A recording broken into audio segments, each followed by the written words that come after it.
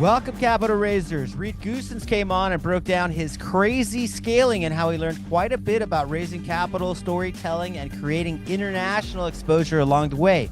Are you guys ready to raise? Shout out to the Family Office Club and our newest show sponsor, Invest Next. Whether you have 5 million or 500 million AUM, Invest Next delivers an institutional grade experience to your investors and automates tasks like K1 distributions with a single click. With that, it's Capital Raiser Show episode 298, and it starts now.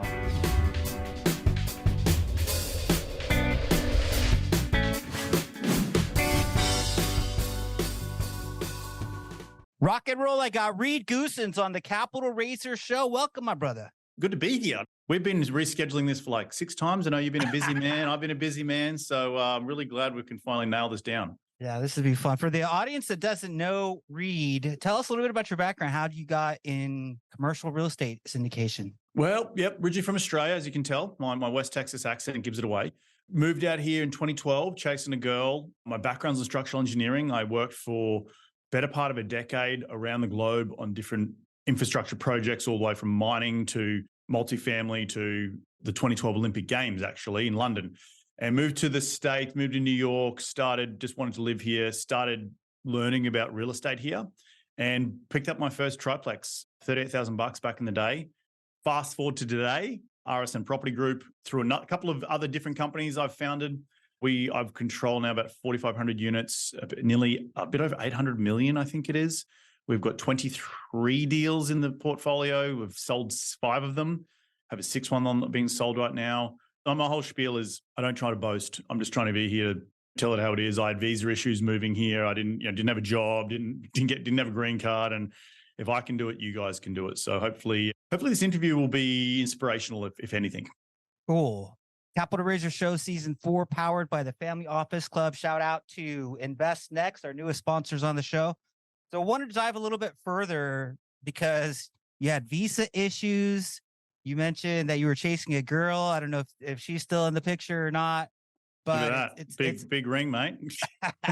That's awesome, man. Tell us a little bit more. The Triplex, how did that scale you into the syndication? What happened after that?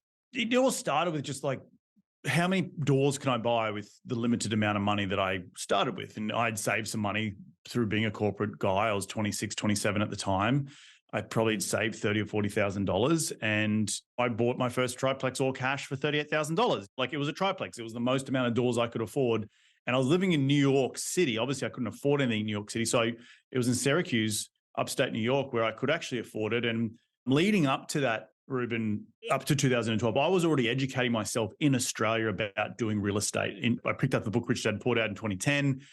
That really started the seed from within, or the fire from within, I should say. And so when I moved to the US, it was like, I've got to keep this ball going. And then add on top of that, the incredible tapestry of networking that you have here in the US compared to other countries. It was just like on steroids, the RIAs across every MSA, and just really awesome access. This is pre-podcast. This is pre-YouTube blowing up. This is pre-Guru. And you could only get those people through going to your local RIA events. And I was doing that and taking information from a fire hose and knowing too well that I needed to get involved in a deal, because I was never going to, it was coming to a point where I was like, I was getting analysis paralysis. I couldn't just keep reading about it. I had to go do it and make mistakes along the way. So, yeah. I'm curious about the other businesses. How many businesses have you launched? What are they? Well, not other businesses, other partnerships. I launched another company called WildHorn Capital. I was a co-founder of that company, and partnerships are awesome, but it came to an end. Still good mates. I still have all my co-GP interests, but I built it for that thing from scratch, and we decided to go our separate ways. And partnerships are really, really good in the beginning, but they're like a marriage. Not all of them last. But I wouldn't be here today talking about what I've achieved without that sort of step in the journey, or that chapter in the journey, so to speak. Any learning lessons that you've experienced? Oh, huge, massive. From the partnerships, particularly? It was hard to walk away. Truth be told, it was a tough thing to say, what I need to go in a different direction here. We're not aligned anymore. And what I want to happen in the next 10 years is different probably to what you want to have happen in the next 10 years. And we had a third partner come in, and it just didn't choose companies through as a crowd and didn't feel like what I wanted to do. And probably looking back on it, I was probably more when you have a partnership, it's like a yin and a yang, right? You want to be able to find someone who has complementary skill sets to yourself. You don't want to have two people doing the same thing. And that's not the point. Starting a business, there's so many hats to wear. You need to divide and conquer. One of the things that I came from the institutional world of ground up construction and asset management and just structural engineering. So I had that sort of institutional way of thinking about stuff and how the big boys do it. And my business partner had more boots on the ground. He played a lot more golf. He was a country club type of guy. And we sort of came together. And that was really great because I built out the systems in asset management, construction management. He was more like taking brokers to lunch and that sort of stuff. And that was what I was missing early on in my career. And then as you build this pedestal, it becomes, well, where does this want to go? And he was very focused on staying in Central Texas. I wanted to expand it across the country, knowing that like what I was doing in Central Texas could be done in Phoenix, could be done in South Carolina, could be done in Florida, could be done in Boise, Idaho, could be done in Alaska, could potentially even be done in Australia. I've come from halfway around the world, like limiting myself to one region of the country. I sort of was thinking a little bit bigger than that and potentially even other asset classes. So just trying to diversify. And it's not necessarily a bad thing. At the time, it was probably emotionally, you can ask my wife, emotionally charged. But looking back on it, it's provided incredible amounts of wealth that I could never have dreamt of. I only quit my job working for that developer that I mentioned earlier only 5 years ago. So Andrew and I had already done 4 lead syndications at that point. And the reason I could quit the job at that time was because I'd married the girl and got the green card. So it was like all the sort of things that fell into place, kismet or not kismet, if you believe in that stuff. And as painful as it was to walk away, it was also knowing that I've already done it once. I've already built it once. It's just building it again, and you're not losing anything. You're building around it, and you're moving. It's a different direction that you're going in. Okay, love it. All right, let's talk about the commercial scaling. So, like, I don't know if you had any experience being the leader of people and having people look up to you and having to show up at all times and be that person that gives instructions. So, how was that for you? Coming from that world of structural engineering, leading projects, being head project manager, for 5 years prior to me quitting my full-time job, I was working for a developer in Los Angeles as their owner's representative on site. So I'd be interfacing with general contractors, with architects, with engineers, like the whole kit and boot with the city. I was the puppeteer to make sure it all came together, representing my boss. And that's what my role was. I was young at the time. And I learned really quickly. And any business you get into is around people management, right? In today's business, it's about managing investor expectations. It's managing on-site property manager. It's about managing your general contractors, about managing your subs. It's about managing the people who work around your asset managers, and so on. It's about managing your bank relationships, broker relationships. So it's all about people management. And the sooner you can pick up those skills, the easier it will become to scale, back to your question. I still today have problems with letting go, but I now have 6 employees where 6-7 years ago, I had 0 employees. It was me and Andrew just building it from scratch. So things have changed for the better, but that also makes me as a leader have to change as well, and how I delegate and how I think about things today compared to what I think about things 6 or 7 years ago. Okay, cool. What about on the marketing side? Who handles that? You mentioned you had a friend that was a kind of country club kind of guy. Have you gotten into that side of the business, like going out and raising capital? Yep. So we raise all our capital ourselves. Well, not all of it. We use co-GPs as well and fund of funds. But we do I started a podcast many years ago called Investing in the US. I've written 2 books. I have an online presence. I've done that from 2014. It was always a personal brand thing that I wanted to know that the way you build credibility very quickly is through telling a story, is through building trust through a story. So I've been podcasting for over 8 years now, 450 episodes. Through those online digital assets, I've been able to branch off and create a small name for myself, and that's being able to create a bit of a following. And from that following, you can raise capital.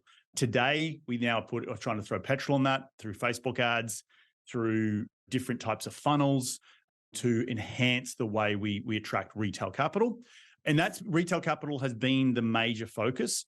We're now starting, as we've gotten runs on the board, as we've gotten more experienced, we are now starting to approach family offices, private equity to talk about partnerships.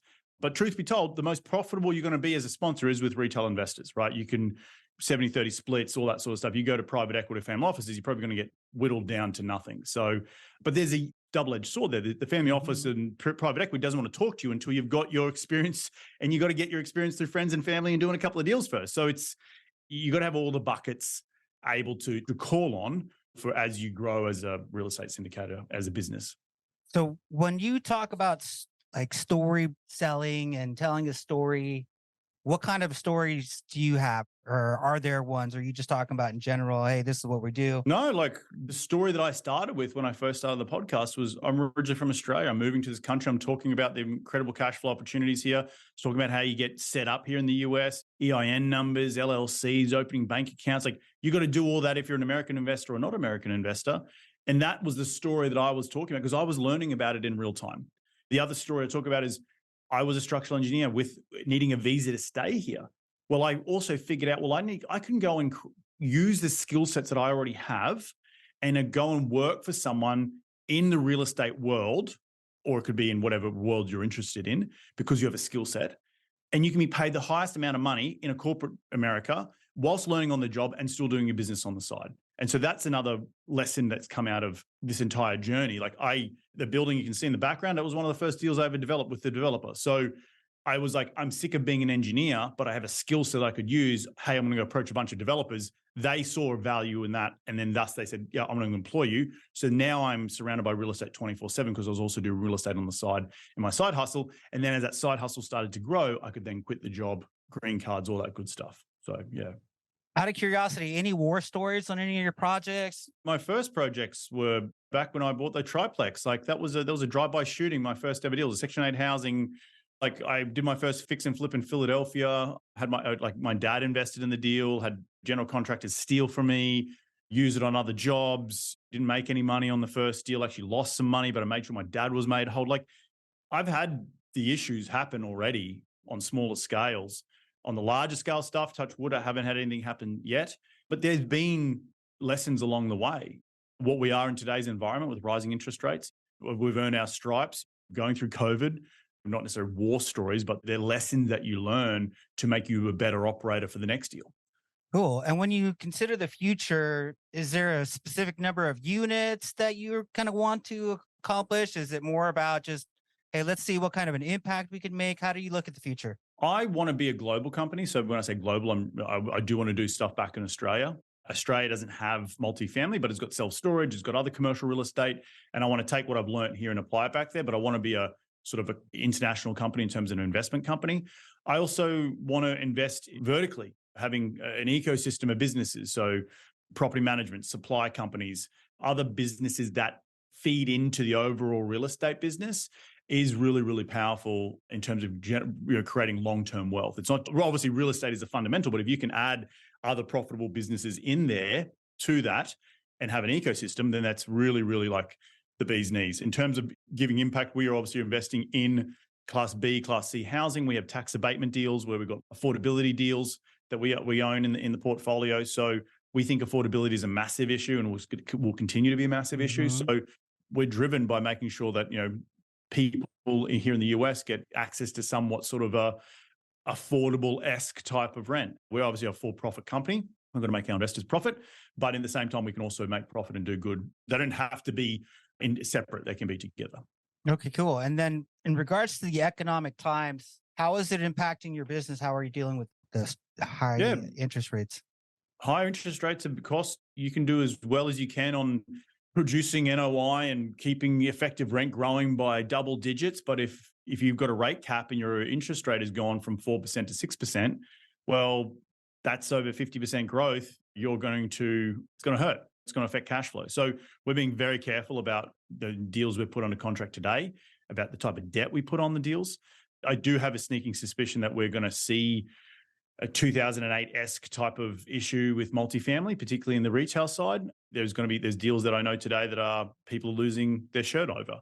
So trying to see opportunities in today's environment. I don't think these quote unquote higher interest rates will be forever, but we're going to see them for the next foreseeable future, call it 6 months or so, until the inflation has really, we've broken the back of inflation. So what we're doing today, we're focusing on what we can control on all our assets. We've got, I think, one asset with floating rate debt, which is the problem child, but we're, still moving that ball down the fairway. Everything else is on fixed rate debt, so that's good. And then we're looking to acquire new assets. But the hard thing with acquiring new assets today is trying to attract equity. That's been really tough. I think the last 7, 8, 9 years has been a big boom since the 2012 Jobs Act came in, with retail investors flooding into commercial real estate. We're starting to see a pullback now. People aren't as bullish on it because they're starting to see capital calls. They're starting to see deals not go south. And that's as a result of higher interest rates. Doesn't necessarily mean it's a fundamental of the deal problem. It's a fundamental of how they financed it. And it's depending on how long that operator was going to hold on, will be able to hold on for, to see if the deal's going to be able to right size itself and and come out the other side. So a lot's going to happen in the next 6 to 12 months. I mean, if you're listening to anything of Jay Powell was saying at Jackson Hole, he wasn't very clear. You couldn't really read between the lines of where we're going. Are we keeping interest rates going up? We're cutting. But look back at history and you see back all the recessions we've had, the cutting of interest rates is their tool to use when, excuse my language, shit hits the fan, when we are in a recession. They're not going to cut. If inflation's under control, they're not going to cut for no reason. They're going to cut when things go bad. And so what is going to go bad for them to force them to cut? And I'm of the opinion, hurry up and break it so we can cut. It's just, let's get this over with. It's this slow moving train wreck needs to be faster, and let's have the train wreck already and get on with it. Hilarious. Last thing that I'm kind of curious about here is, what is your business model? Like, what cities, how long do you want to hold these apartments? Are you even investing in apartments now? Are you doing some of the self-storage? Because I see a lot of multifamily value add syndicators moving out and getting into self-storage, or even construction and development, or built to rent in my case. So still holistically value add multifamily across, we're in Central Texas, Phoenix, Carolinas. We want to expand into other markets, maybe North Carolina. We are doing our first build for rent project in St. Marcus, Texas, 66 units. We've got a second build for rent project in the pipeline. Nice. That will be a 90-unit townhome. We do believe building right now is, when the cost of existing assets is nearly about the cost of building a new asset. You kind of want to go build some more new stuff, but the cost of borrowing is obviously going out the window. Lending is where I believe we're in restrictive territory right now in terms of how lenders are looking at new projects. So we're just trying to do the best deals we can. We've got to look at more deals. There's less deals on the market to look at. So in general, we're trying to be a bit more focused on still be value add, but starting to expand the portfolio. We're also looking at starting a debt fund, a hard money debt fund, to help keep our investors' money ticking over as a complement to our value add multifamily. Value add multifamily might come around once every 4 or 5 months. Well, between that, can we do a sort of a debt fund that can keep investors' money compounding at 8% for a long period of time and having a bit more of a smorgasbord for people to choose from? So there are a couple of the things we're sort of branching out into over the next sort of 6 to 12 months. So have you heard from many people that it's not a great time to be doing development? Because I've heard some people, some big heads say, hey, this is nothing I want to be doing right now. And some of them have even lost their shirt. But we're very bullish on build to rent, particularly in the markets where we're in. What's your thoughts? Look, I think it's about how big you are. So we've got one project. It's 5 acres, it's 66 units. It's not like we've had that deal under contract with the seller carryback finance for over 12 months to figure out issues with the city. We're getting bids as we speak. It's 66 units. It's not 5,000 units across multiple MSAs. We're not that big bloke. We are very select in how we've chosen, and it was off market, and it was seller carryback financing, all this stuff. So it's more of a, not necessarily say a layup, but it's not, we're not building the Eiffel Tower, if that makes sense. Okay. So rock and roll. All right, let's jump into the lightning round. My first question to you is, what's the best vacation you've ever taken? About to go on it. We've got high hopes of going to Bali next week. So I'm going for 2 weeks. I'm a big surfer. I can't wait to get there surfing every single day for 14 days. Beautiful. Favorite book of any kind? Key Person of Influence, Dan Priestley. Interesting. I haven't heard that one. How much of your success do you attribute to mindset? A lot of it. Over 80% of it. How long do you want to live? Till I'm 110. Nice. All right. Best way to raise capital from your perspective. Short answer on that. Building a personal brand. Okay, I love that. Can you tell me about a moment that changed the trajectory of your life? Getting on a plane and flying to America. Love it. All right. What about this? What would you need in order to 10x your business? The dick answer is I don't need, I'm already 10xing it as it is compared to where I've come from. Do I need to 10x it from now? Maybe, but I got the recipe to know how to do it. So I'm living it right now. I don't know if there's one thing. It's just keep doing what I'm doing, keep putting probably a mindset of like, it's going to happen. Like it doesn't need to happen tomorrow, but it's going to happen eventually. So maybe it's just like a chill out. It will be okay, so to speak. Mm-hmm. Sometimes business can remind me of a podcast. It starts really slow and then after a while it just goes by itself and you just get out of the way. So that's right. Pretty cool. All right. What about this? What is a capital raising mistake that you see people doing? I think, and this is not, I know, not doing enough to educate your investors today.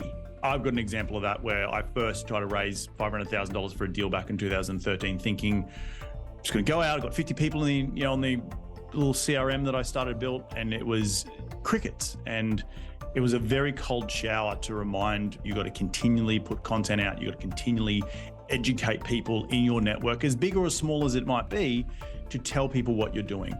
And there will be that cold shower. That first deal you get, you're going to go raise money for, you're going to go do, your investors are going to scatter like cockroaches. But it takes the next rep and the third rep and the fifth rep and the 10th rep. You just have to know that it's going to take time, but you've got to do that first one and have that cold shower, because everyone thinks they can raise capital, but it's a hard skill to do, and you got to constantly always be raising capital. Yeah, baby. Okay, cool. A couple more questions. Do your spiritual philosophies have anything to do with your success in business? Not religious spiritually, but more grounded spiritually, if that makes sense. Being self-aware. So yes, it has played meditation has played a bigger role, I should say, in recent years, because of everything that's coming at me at 1,000,000 miles an hour. Just mental calmness is really important. Have you ever experienced a miracle or had a near-death experience? So not near-death experience, but I have two of my immediate family members have passed away, which has put my life into perspective of what I'm chasing and what I'm doing. All right, last question brought to you by Shena Amigo, one of our great listeners. She would like to know, what impact would you like to leave in the world? I would like to leave an impact of sustainability as best I can, as little as whatever that might be. That's as low, that might be retrofitting all my properties to have solar and low flow toilets. Something of like being more sustainable, leaving a property that I find it in being a more sustainable condition than what I bought it at. Excellent. Very cool answers on the lightning round. Shout out to the Capital Raiser Nation. Thanks for tuning in. Please leave us a 5-star written review. Shout out to the Family Office Club and Invest Next. Reed, how does the audience get a hold of you, my friend? ReedGoossens.com. That's ReedGoossens. It will take you to you can invest with us. You can listen to the podcast. You can buy books. You can just hang out with me. If you're ever coming through Los Angeles and you want to meet up for a coffee or a beer, hit me up at info@ReedGoossens.com. Okay, tell me about the books that you wrote real quick. 10,000 Miles to the American Dream, just there. Investing in the US, The Ultimate Guide to US Real Estate, just there. This book, or the first book, which was Investing in the US, was literally just first 50 episodes of my podcast in book form with my story woven between the chapters.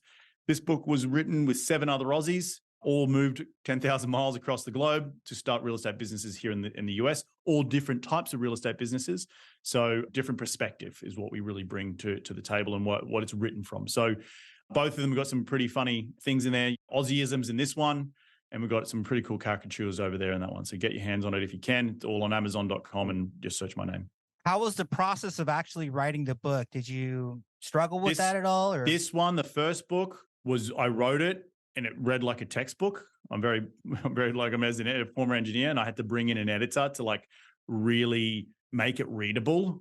That took the longest. This one was a lot easier because we hired the editor straight from day one, but also I shared the writing with 7 other people. So it was, to create a whole book, it was less work. I did repurpose it from the podcast, which I highly recommend, but that repurposing it, when I did it myself, I'm not the expert of writing. I sort of laid the skeleton, and then I needed to bring someone in over the top to really, really, really like make it, tie a bow around it and make it a presentable, readable thing that people want to keep reading that next chapter, not just going, oh God, this is boring as watching paint dry. So, awesome. yeah.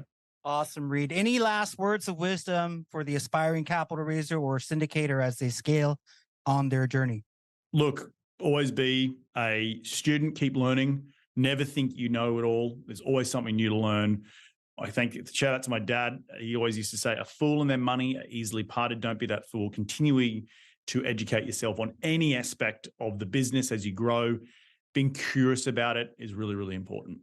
Awesome. What's the name of your podcast one more time? Investing in the US. Yeah, I was a guest on that show a while back. So You definitely were. go back and read a 5-star written review as well. Awesome, all right, brother. dude, man. This has been amazing having you on. I really appreciate you coming on, bro. Be well. Talk soon.